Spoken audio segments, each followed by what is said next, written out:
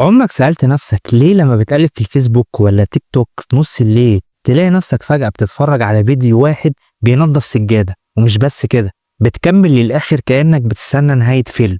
لو سألت نفسك السؤال ده يبقى الفيديو ده ليك.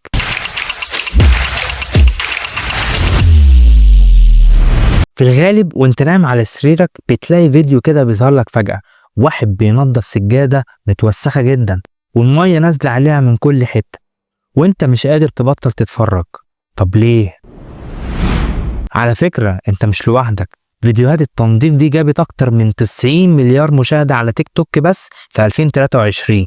الناس كلها بتتفرج عليها. وسألنا نفس السؤال، ليه؟ علماء النفس قالوا كذا سبب. اولهم انك بتحس بالانجاز لانك شفت حاجة وسخة بقت نظيفة وكأنك انت اللي نظفتها. تاني سبب اننا بنحب النهايات السعيدة، والسجادة في الاخر لازم تبقى بتبرق. في ناس بتحب تشوف المجهود اللي غيرهم بيعمله كأنك انت اللي خلصت المهمة من غير ما تتعب، فتحس بالرضا كأنك نظفت بيتك كله وانت قاعد مكانك.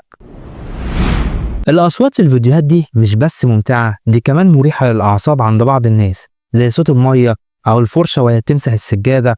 وبعض الناس بيحسوا براحة رهيبة اسمها ال ASMR، وده اختصار لكلمة Autonomous Sensory Meridian Response، ودي ترجمتها الاستجابة الحسية الذاتية المرتبطة بالمتعة أو الاسترخاء. وده إحساس لطيف بيبدأ غالبا من الراس أو الرقبة ويمتد لباقي الجسم، وبيحصل نتيجة لمؤثرات صوتية أو بصرية معينة، زي الهمس بصوت هادي جدا، أصوات النقر أو الطقطقة، أصوات القص أو الفرشة على الميكروفون، أصوات الأكل أو المضغ عند بعض الناس. ليه بقى الناس بتحب تتفرج على الفيديوهات دي؟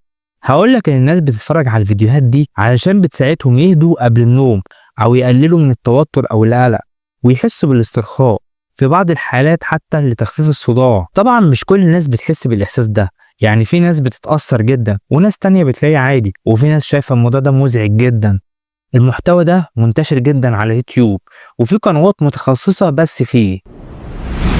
لازم تعرف ان عقلك او عقلنا عامة بيتخدع وبيحس انه انجز، في حين انك ما عملتش حاجة اصلا، بس الاحساس ده كفيل يريحك من التوتر والارهاق. الهاشتاج الاشهر على تيك توك كلين توك وصل لاكتر من 150 مليار مشاهدة. كل الناس بتشارك فيديوهاتهم وهم بينظفوا مطبخهم او حمامهم، والناس بتتفرج وتنبهر.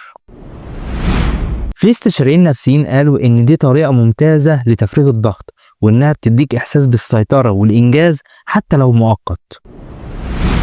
فيديوهات التنظيف دي والتقطيع مش بس ممتعة، دي كمان علاج نفسي في شكل جديد. قول لي بقى، انت بتحب فيديوهات التنظيف ولا عندك رأي تاني؟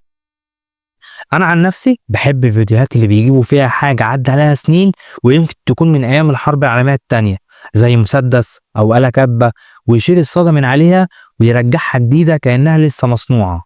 لو عجبك الفيديو ما تنساش تعمل لايك وتشترك في القناة وتفعل زر الجرس عشان يوصلك كل جديد ان شاء الله. والسلام عليكم ورحمة الله وبركاته.